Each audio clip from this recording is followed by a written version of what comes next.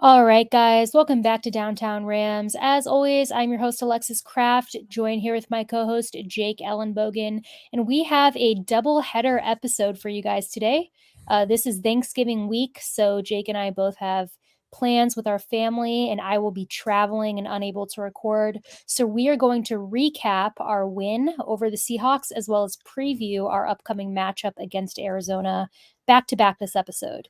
So, Jake, let's start with our 17-16 win over the Seattle Seahawks as of this recording, which was yesterday. So, a day removed from that win that truly came at the last minute at the hands of the Seattle Seahawks kicker. It was truly an up and down game of emotions, one that went down to the wire. My prediction for that game was 20-17 Rams. So I was a little close. I mean, it's 17-16. I certainly didn't predict that we would win off a missed field goal at the end, though. I don't think anybody saw that coming. But yeah, just a really up and down game. Very brutal to watch, honestly. I think you'd agree with me. Most of it was not that fun to watch as a Rams or I imagine as a Seahawks fan. It just wasn't a really great game. And I'll be honest, it wasn't looking good for the Rams for most of that game. But we did see in the fourth quarter something that you and I have been hoping to see all season, which was the Rams kind of turning it up in the fourth quarter. We've seen the Rams almost, blow games in the fourth quarter, lose games in the fourth quarter. The Seahawks this season, we stepped it up in the fourth and secured the win. Doesn't matter how we got it, we just got it. So Jake, what was your brief kind of recap or summary, I should say, of this game, and what was it that you think allowed the Rams to hang in this when for a lot of the game we were behind or really the Seahawks were getting the best of us? Yeah, I mean, I think you got to just give it a lot of credit to the defense. You got to give a lot of credit to Raheem Morris's group. I mean, just once again, it was really the same thing. It was deja vu almost. Same score at the half, 13-7 down as week one. And the same story for the defense, just an absolute clinic they put on in the second half, holding Seattle to 3 points. Just really impressed with just their ability to show up in key and critical situations. And, you could say what you will. Okay, they gave up, 2 catches on that final drive. But in reality, everything the Rams did led the path to, him missing that field goal and them having to settle for a 55-yard field goal instead of a more makeable attempt. You got to give a lot of credit, though, to Darion Kendrick. I thought he played extremely well in this game. I didn't like the call earlier in the game. Just didn't really feel like that was, roughing or whatever. But, I thought only giving up 20 something yards on three receptions. I thought he was outstanding. I thought he really stepped up. I thought you saw some really good things out of Bobby Brown being in there, coming back from the IR. Aaron Donald, of course. Just you really like to see when young guys are stepping up, like Kobe Turner and Byron Young, but also Ernest Jones. They really missed him in the Packer game, and he, his presence was on full display. There has not been enough pressure up front, and it's led to tougher assignments than usual for the secondary. But just a lot of credit to Raheem Morris for trying to combat that by being able to blitz guys like Ernest Jones and some of the safeties and having success with it. We saw Ernest Jones had, I believe, 4 pressures in this game. That's what you like to see. And I think it just, goes to show you Ernest Jones had, and this is actually going to go to my point about why the Rams should continue to push forward. And for the people that don't think that they should try to win as many games as possible and go for a good draft pick, this stuff matters because Ernest Jones' first year, Alexis, was the Super Bowl. That was his first year. He had a chance to play in a Super Bowl. He had a chance to gain, some serious experience. The Rams needed this game to keep their playoff hopes alive. Now they're pretty realistic moving forward. They have a favorable schedule, but I think it all really comes down to the fact that I thought the defense played extremely well. and kept them around enough where their offense was able to get some things going. And just the thing is, Seattle lets you hang around to the point where it doesn't matter, if it's a couple drives or whatever, sometimes that's all it takes, especially when the team on the other side is only scoring 16. So to recap it, defense shows out. Fourth quarter, Stafford comes back. Alexis, this is the first fourth quarter comeback Stafford has had since the Super Bowl. Okay. And he has a ton of them in his career. Hats off to, Royce Freeman in the run game. I thought he added a spark there. Hats off to Darrell Henderson in the passing game. Stafford is going to, he's really going to wish he had that one back down the sideline, but luckily the result wasn't, different. Otherwise we're having a different conversation. But how about Puka Nacua really stepping up at the end of this game without Cooper Kupp, and guys like Austin Trammell and Demarcus Robinson stepping up in a big way? Not sure where Skoranek was, but I got to throw some credit to Skoranek on that goal line touchdown by Henderson. Skoranek had a great inside block that I don't think a lot of people saw. So I want to give him a shout out, but it was all hands on deck, Alexis. That's what this game was. They lost every single one of these games this year, whether it was the Steelers, whether it was the Packers, whether it was the Bengals. And finally, the Rams were able to not hang on, because that's not what they did. They stole this game. Seattle dominated the Rams the majority of the football game, and they snatched it. And that's what they need to do. It's all about getting, wins in the win column. No one cares. Like when the dust settles, and we're talking about this 3 weeks from now, no one's going to remember how it happened. They're just going to remember that it happened. And that's the key and critical thing. Yeah, I'm in agreement. I think, and statistics will back this up. I mean, I think that you tweeted a few of them out. I mean, Seattle on paper should have won that game. I do think Seattle played the better game, and even the eye test, I thought Seattle played the better game. I mean, I'm not even going to deny that. I was tweeting it. It didn't make sense to me how the Rams were even hanging in it, but it did at the same time because it was the defense, right? Defensively, our offense just wasn't up to par. And someone I want to point out on defense is Quentin Lake. Because Quentin Lake actually led the team in tackles. He had 7 solo tackles, which was more than anybody else this game. And it was something that, I didn't really notice during the game. I feel like he was kind of like sneakily just back there, kind of quietly working. And then you had guys, like you said, Ernest Jones put up a lot of tackles, Jordan Fuller, Michael Hoyt, guys like that you don't really notice that when you're watching the game so much as who's making the tackle. You're kind of more looking at like the guys that got beat, or a lot of times when you look at defense, I think a lot of people focus on the negative. Darion Kendrick, I think, had a very good game, redeemed himself a little bit. 7 pass breakups too. I forgot to, 3 pass breakups. They had 7 in the game. He had 3. That's a really good day at the office for Kendrick. Yeah, I felt that he had all of the penalties he got personally. I wasn't a fan of, then after the interception, it was like poetic how he then goes over to Geno Smith and runs his mouth to Geno Smith. And then that's when he got the taunting. And I was like, dude, you just redeemed yourself for all these other penalties this year. And then you get the interception and people will say, oh, well, play football, whatever. And trust me, I'm the first one that's always like, let him play football, don't blame the rest for everything. But I did think that was dumb. I think that you can't go to the quarterback and run your mouth. I think that's never. And Aaron Donald, we did see Aaron Donald pull him aside and be like, congrats, but chill. Like, and you can't. I do agree with you, because at first I was upset, and then I remembered week 18 last year. And I think part of that was week 18 last year. Baker throws the pick, and I don't know if you remember, but Quandre Diggs gets it, and then he goes right over the sideline and points right to them, and that was the end of the game. And I kind of feel like he didn't forget that, because he was on the field for that game. And I feel like some of that boiled over. It's also a rivalry. At the same time, if I'm pointing to anyone, I'm not pointing at the poor guy that's on the sideline that can't play because you knocked him out of the game. Okay. Like, let me just say that right now. I'm not pointing at Geno Smith. That could have ended pretty badly, especially if they hit the field goal.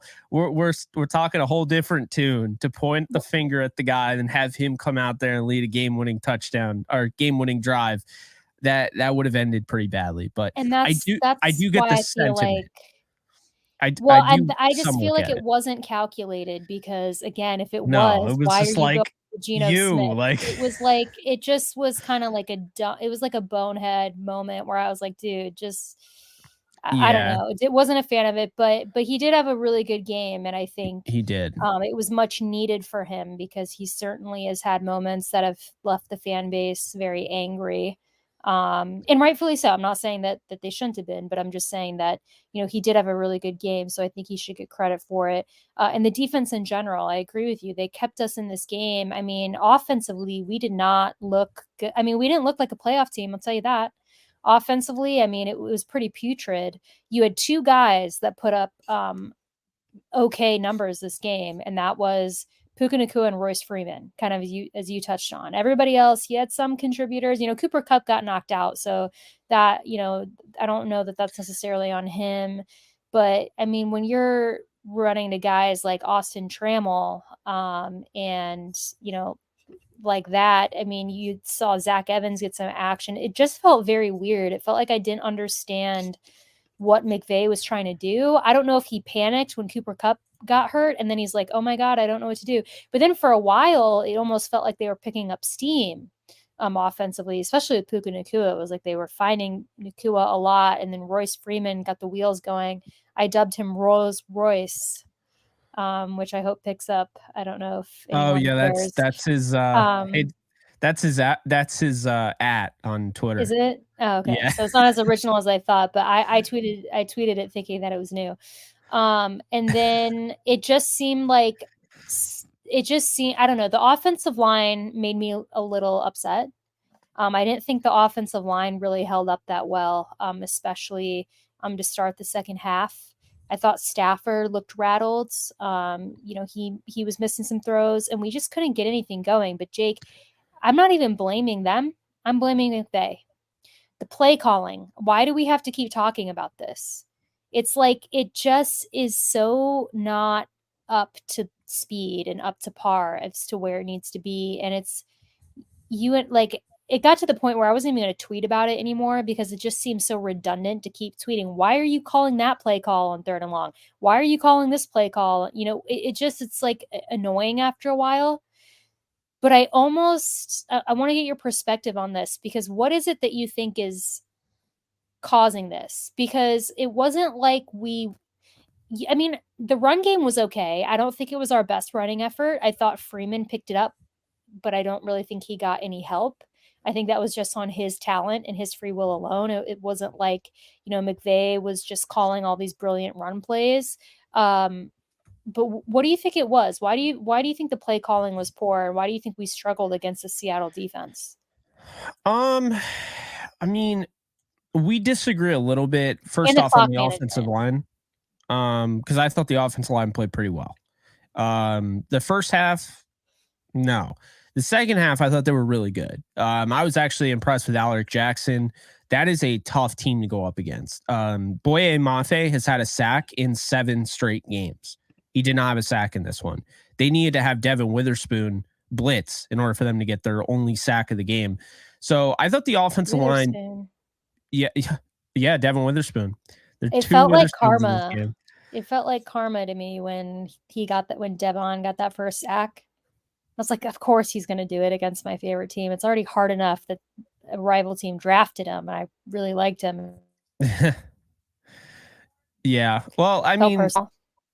I look at I look at the offensive line, and across the board, according to PFF, this is what I have here. I have 2 pressures given up by Coleman Shelton, 3 given up by Havenstein, 1 given up by Dotson, 2 by Alaric, 2 by Avila, 2 by Tyler Higbee.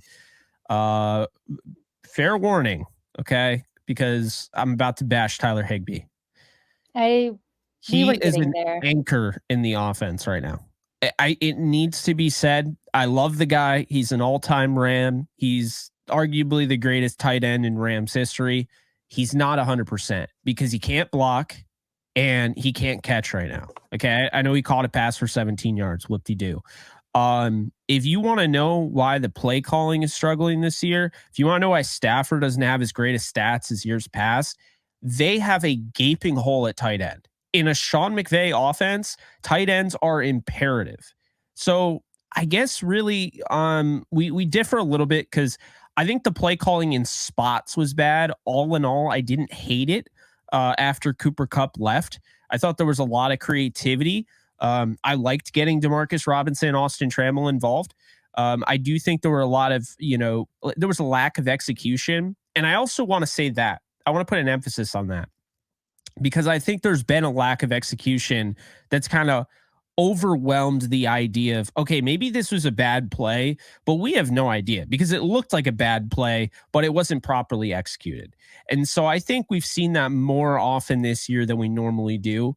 And last year, I mean, say what you will, a lot of those guys had barely been on the roster. So I'm not going to throw execution their way. But I mean, things like, okay, like Avila and Alaric and Coleman Shaw. I mean, you guys have been on the team since the beginning of the season. Like, you should know better, and I think there are times where the offensive line does get into those fits.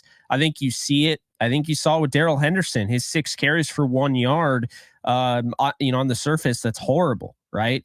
But you look and you're like, he's not, like, those runs were not blocked well. And they're all like consistently to the outside. So it's like a guy that, runs really well north and south and can read blocks and he's quick to react. I'd want him to go more up the gut. I'd like him to go in between the guards and center. Instead, he's running right end and left end, and there's no blocking to speak of. So yeah, there are things like that are bothering me. I did not like, and I think Freeman played really well. I hated that Freeman was in there 3 straight goal line runs. Freeman, the toss play to Freeman, that's a bad call. That's a bad play call. So I know you didn't like that. I had no idea what that was. I did not like the flea flicker. I heard someone say it was because USC did it. Look at where USC is right now. I don't want them to do anything that USC is doing. Okay. None. Literally. So I didn't like that. Maybe I don't mind if you want to open up a game that way and just see if anything's out there. And then if Stafford sees there's nothing there, all right, eat the rock, right? But right after you knocked out, Geno, and Drew Lock's out there, and Alexis, I'm sorry, I think we were wrong about Drew Lock. I don't think Drew Lock is it. So when Drew Lock's out there, all right. This, to me, I felt the same way when the Rams knocked Carson Wentz out of the Colts game, and Wentz was playing well in that game, and then Jake Eason came in, and you're like, all right, it's a wrap. It's over. Like, you knew it was over. But why give them any sort of breathing room? By you doing that trick play, one, it's on first down nonetheless. So you just wiped away a drive, but 2, you gave them, a momentum boost. Now the defense did a nice job of not faltering and just completely falling off a cliff. But yeah, I hated that call. And there were some other calls I had an issue with, but I have to say this. I did not mind them throwing at the end of the game. I know a lot of people did. I did not. I liked him being aggressive. I see way too many people consistently. I trust me. I've said that he goes too conservative. That was an aggressive play call. That was what we have been asking for. Okay. Just because the commentators were like, well, I don't know if I would have done that, doesn't make it a bad call. If the commentators didn't say anything, most of you guys would have actually been okay with it. If he makes it, then everyone's talking about McVay being, oh, wow, ballsy and everything. But because it isn't executed properly, again, is it a bad play call or is it poor execution? And look, you and I have complained about his play calling, and I think there's definitely something to be said. But I do think the execution is starting to pile on here. There were drops by Tutu Atwell, who I love to death. There were drops by Tyler Higbee. There was a drop by Darrell Henderson. There was a miscue, where he threw it over Henderson's head. But the drops, there's 17 of them on the season for Matthew Stafford. You got to help Stafford out. And you see him out there getting drilled in the sternum the way he did on that throw, coming back in and going 7 of 11 for over 100 yards and leading, that game-winning drive. you got to pick your quarterback up because he's picking himself up off the turf and he's putting together a show. And I also think, it's time for us to can we cut it out with the Rams need a quarterback as early as next year? If Stafford is still able to make those throws on that final drive, which by the way was a McVay masterclass aside from the ending of that. But if we're really trying to just take for granted that 32-yard seed to the right side when his first read is dead, his second read is dead. He goes over from to the third or fourth read all the way across the field to Puka Nacua, and he throws an absolute dart. If we're trying to take that for granted and then turn around after the win and say, yeah, Stafford's washed, Stafford's not it, we need a quarterback, we need Drake May, Caleb Williams, etc. It's like, God, I'm so tired of it, Alexis. I really am. But people aren't going to stop because they all want Caleb not. Williams. They want him so bad. But it's not even just Caleb now. It's like JJ McCarthy. Like, are you just come on, man? Yeah, I've seen no one in this draft is starting day one over Stafford. Okay. And if you believe in 2024, right? You believe, we have 60 million in cap space, 2024. Then you believe in going out and getting a true bona fide left tackle more than you do about going out and getting a quarterback, because all you're going to do is take a first rounder and have him sit the bench the next 3 years. Whether you like it or not, the Rams want Stafford around. They will probably take a quarterback next year and probably take their franchise quarterback in 2025. But Stafford, the plan is for him to play out the rest of his deal. And I expect him to do that. I agree. But I think some people are just, I think that the Rams fans, and I'm trying to empathize. I'm not saying it's right. I think that there's a lot of delusion going on and I'm not with it. But if I'm empathizing, I think that, I'm sorry if you guys can hear my phone ringing. Where is it? I just think they haven't had, we haven't had that moment where, teams since the Jared Goff days, which kind of happened last minute ish, where we have like gotten a new franchise. It's a shiny new toy, right? Everybody's like, oh my God, we're ready for the next era.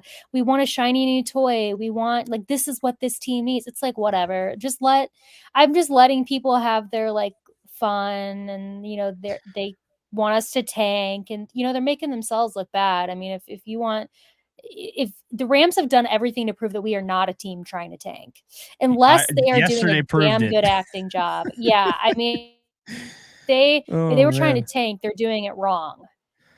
It's kind of like the Bears, how everybody thought the Bears were going to tank. I'm like, I don't know. They're not doing a very good. I mean, they're bad, but they're not doing a good job at trying to tank.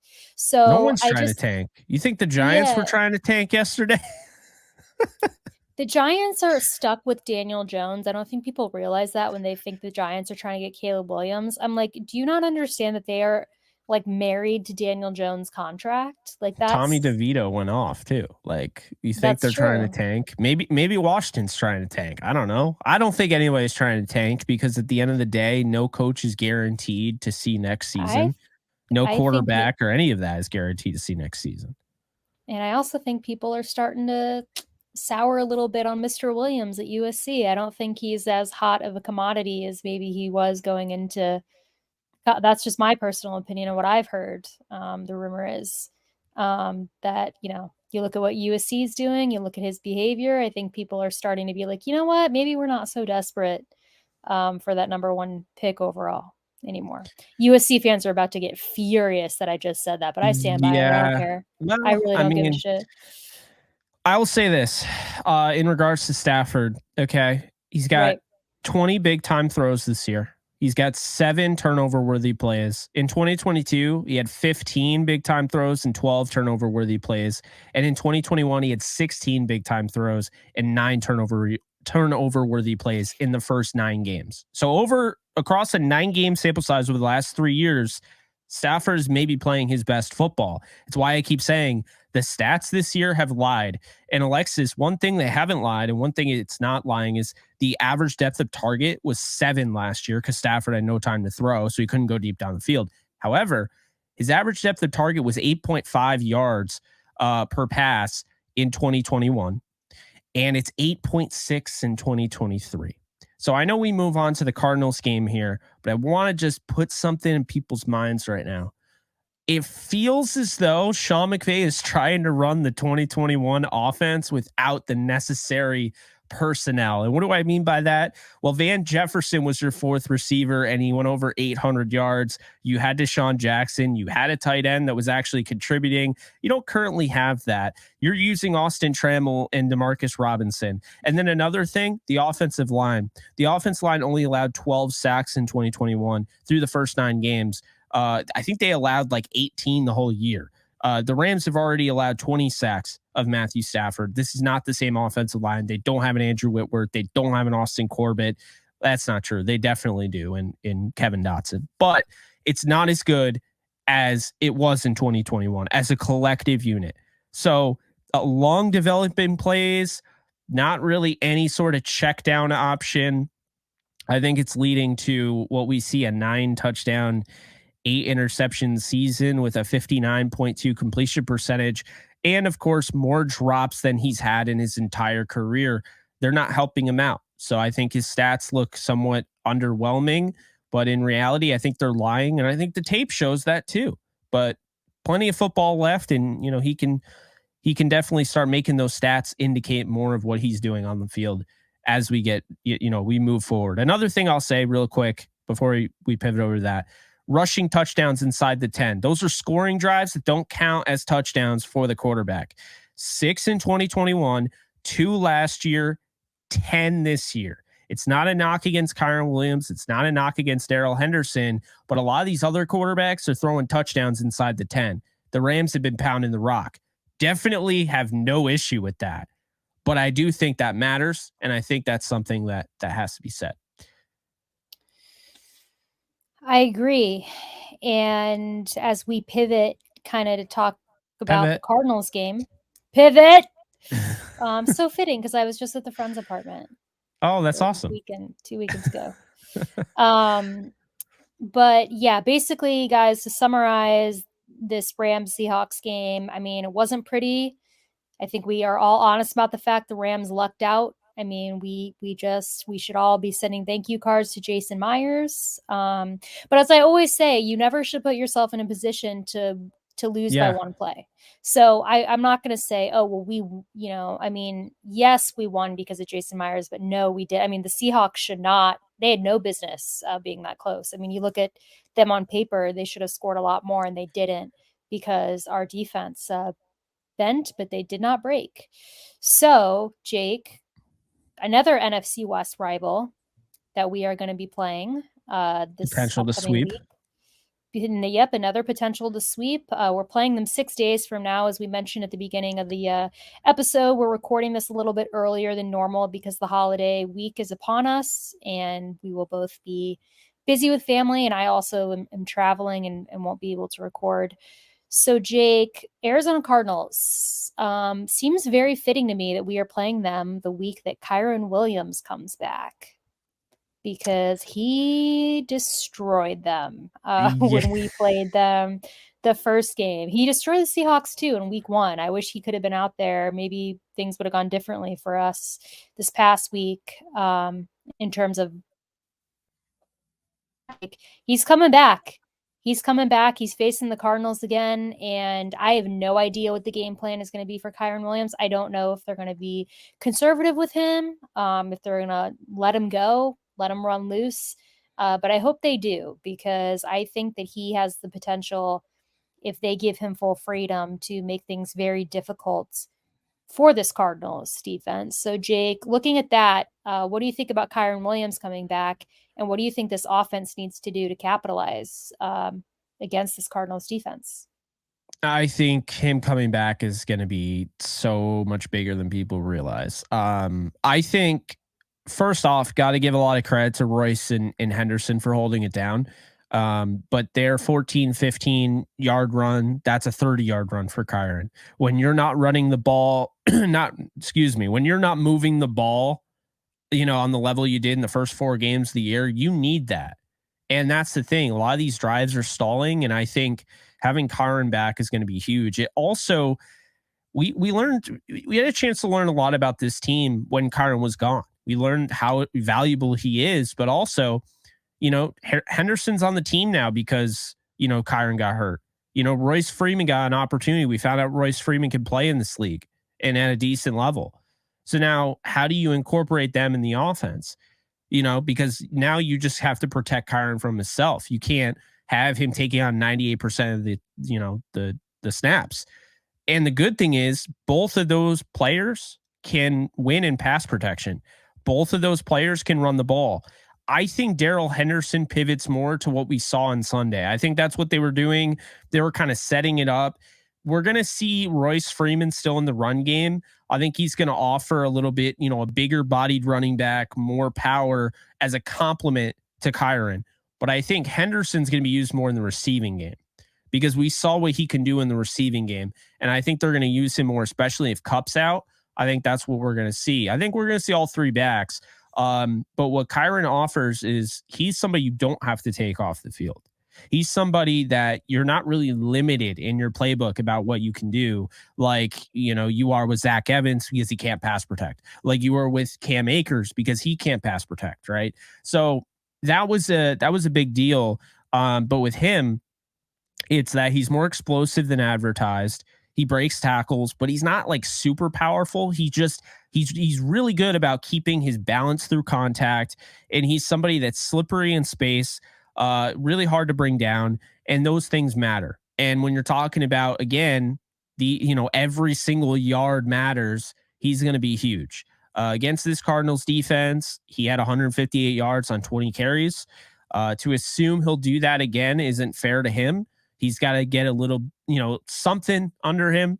I wouldn't be surprised if he has, if he has kind of a down game. Don't go too hard on him. But I will say I think he's going to have a good game in this one. I think they are going to ride the rock with him. And I think it's important right now because Arizona's 2 wins have come at home this year. The only 2 wins on the season.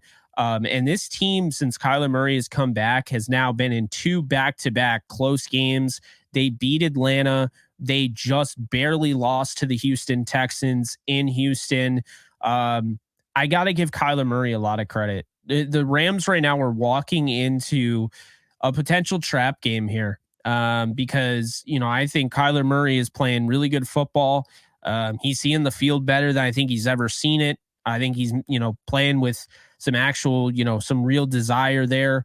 I understand he has 2 interceptions, only 1 touchdown, but what I've seen on film is that this guy he's taken the next step. I think he's got a really big chance to turn his career around. It's not like he's been a bust, but it's always been like, man, he's almost there, but I want to see him get there. And I feel like he's getting to that point.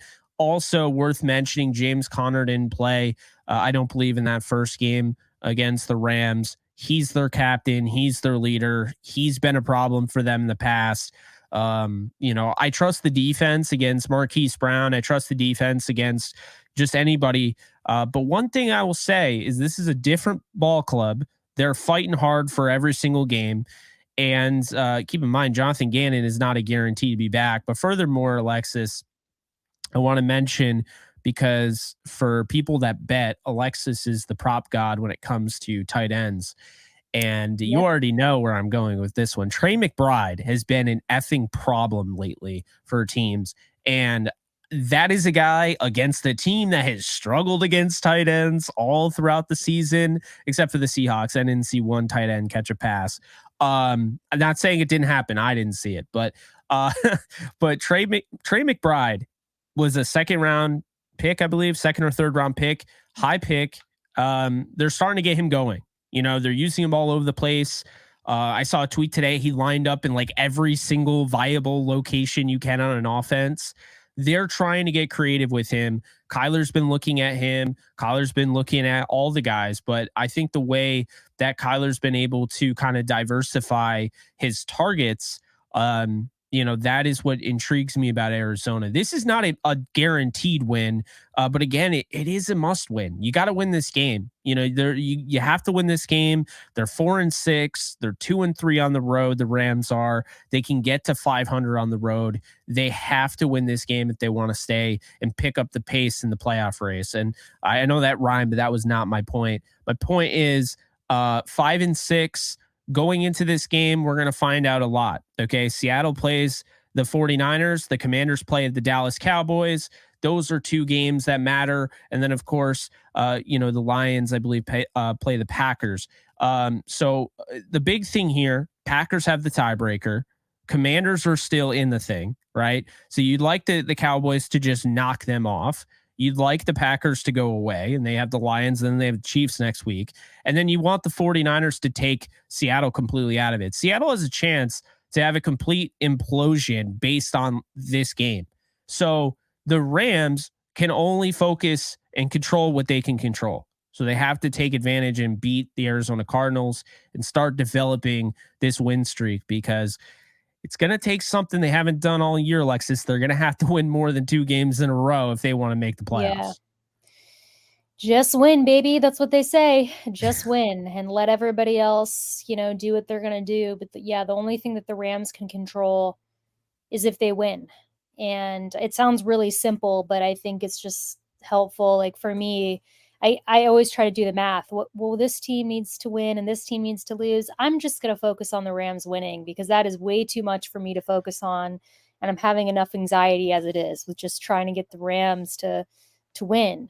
And also it definitely, the Cardinals are in our division. So that's always, when you can get a win against a divisional opponent, that always helps, especially, we're in a division with the Seahawks and the 49ers who have pretty good records. So, we need to start getting our win rate up if we want to compete and get that playoff spot. But it's going to take a lot. It's definitely going to take a lot. And the Rams got to start stacking wins, as you said. But yeah, this Arizona Cardinals team, they definitely been playing better as of late. Really held their own against the Texans. I mean, talk about that game was... I didn't watch it. It wasn't available to me, but I heard it was pretty good. And like you said, 3 Kyler picks Murray. on Stroud. Yeah. I mean, that was really the first. I mean, talk about a good quarterback, Stroud. I mean, oh yeah. Very, very impressed with him this season. But the Cardinals, I think, are a team right now that are on the rise. I think they've been getting better. I think that Murray coming back has certainly helped. And I think Murray does kind of play like he's got that chip on his shoulder a little bit. I mean, he has to have heard that everybody thought Caleb Williams, was going to the Cardinals. Cardinals were tanking for a quarterback, that they should take a quarterback. So yeah, I definitely think we can't sleep on the Cardinals. I think that this could be a trap game, like you said. I hope that it's not, but it does feel like if the Rams think that they're going to go in there and kind of bulldoze them like they did the first time that they matched up, I don't think it's going to go well. I don't think the Rams can have that mentality at all. So Jake, let's get into the predictions. Speaking of all this, I'll let you go first. What are your 3 bold predictions for our matchup against the Arizona Cardinals? I like that you specified these are stats, buddy. You don't do what you did last time. Don't reveal who you think is going to win off the rip and then spoil it. Right. Yeah. All right. Sorry, Alexis. You know where I'm going with this one. I watched Devin Singletary to the tune of 22 carries go for 112 yards and a touchdown. So give me 100 yards, the old reliable, the flex tape meme. He's back. Kyron Williams going for 100 yards, a touchdown. Maybe not 158, but I think he goes for 100. Arizona has a hard time tackling. That's really what it comes down to. Devin Singletary is a solid back, but he's just had his first back-to-back 100-yard performance. I mean, he doesn't normally go for 100 yards. And I understand Dameon Pierce is hurt, but he averaged 5.1 yards per carry, and that's a lot. That has a lot to do with Arizona. So I'm going to say Kyron goes for 100 and a touchdown. Tank Dell had 8 catches for 149 and a touchdown, and he had 40-yard play. So I think Puka Nacua is going to go for 120 in this game. I don't know what the status of Cooper Kupp is. It sounds to me like he's day to day and he has a chance to play. I'd hold him out, to be honest with you.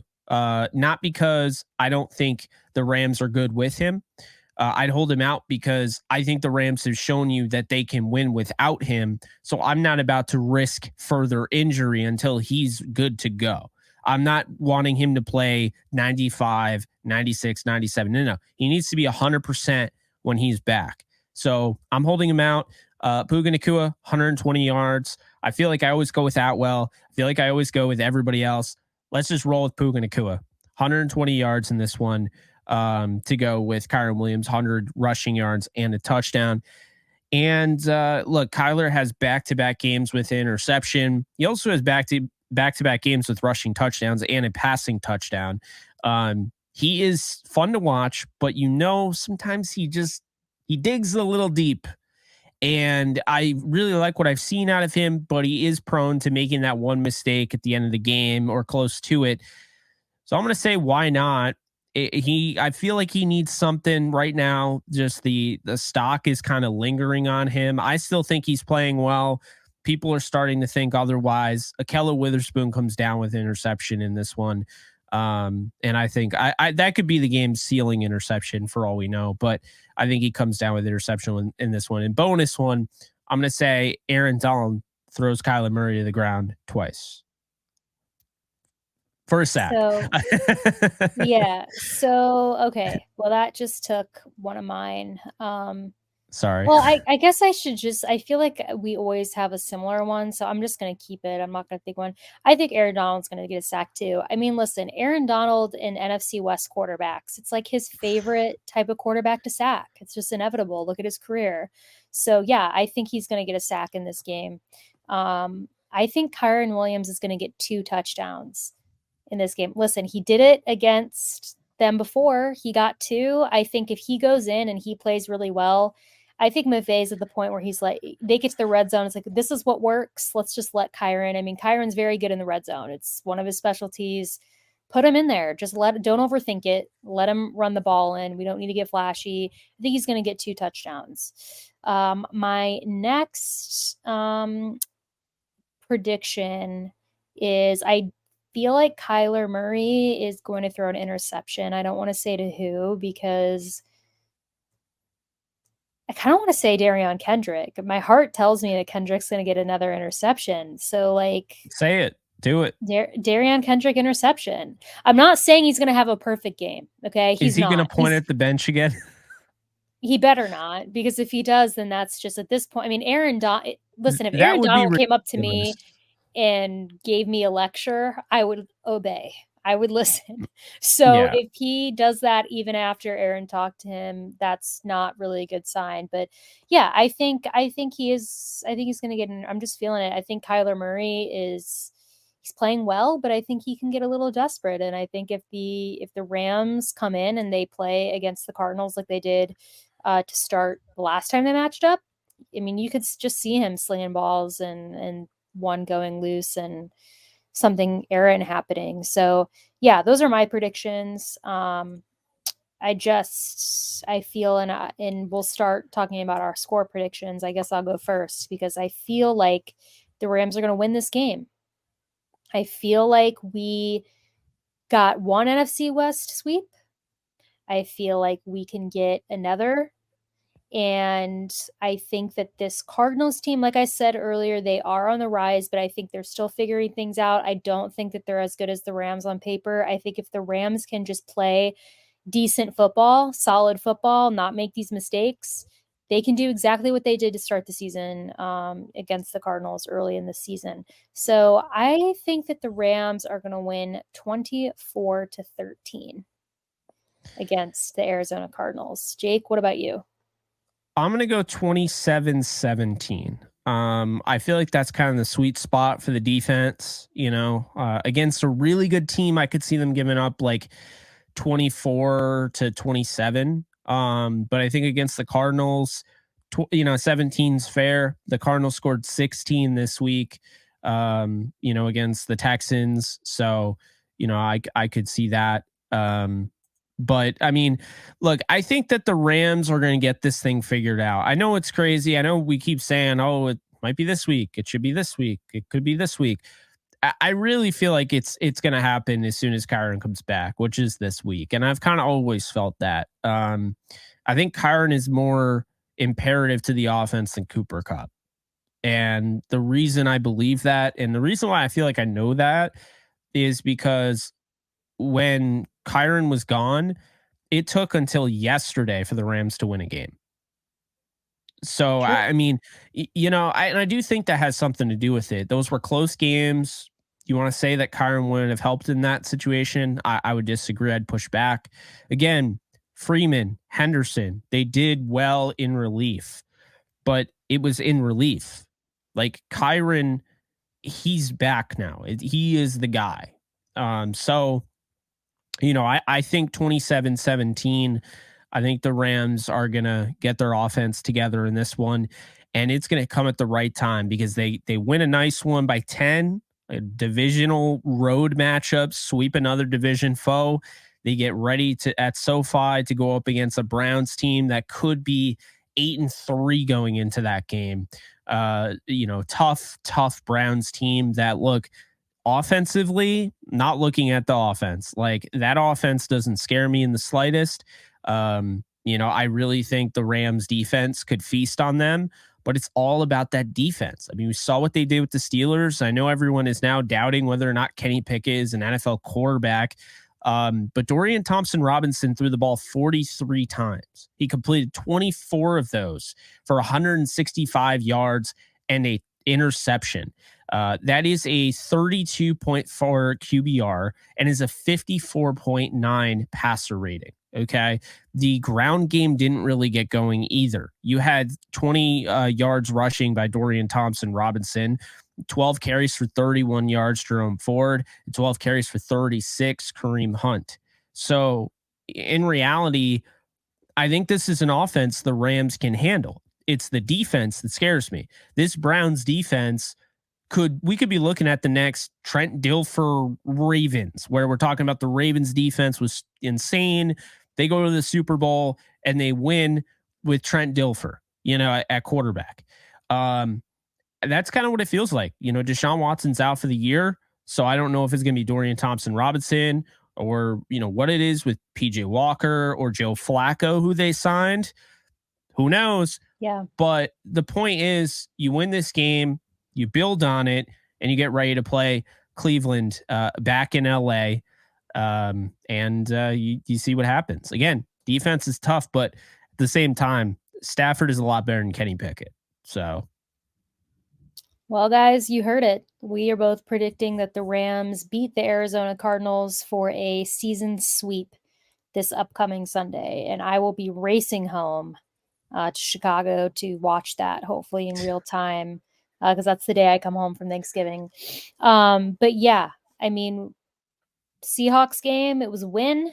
We'd like to see the Rams get back-to-back wins against division opponents. I think that'd be really, really huge for us. So we will see. But guys, that's going to do it for us. As always, if you like what you hear, please like and subscribe. You can follow us on social media at Downtown Rams. You can follow me on Twitter at the Alexis Kraft. You can follow Jake at JKBogan. And guys, we'll be back soon. But until then, stay safe, take care, and go Rams.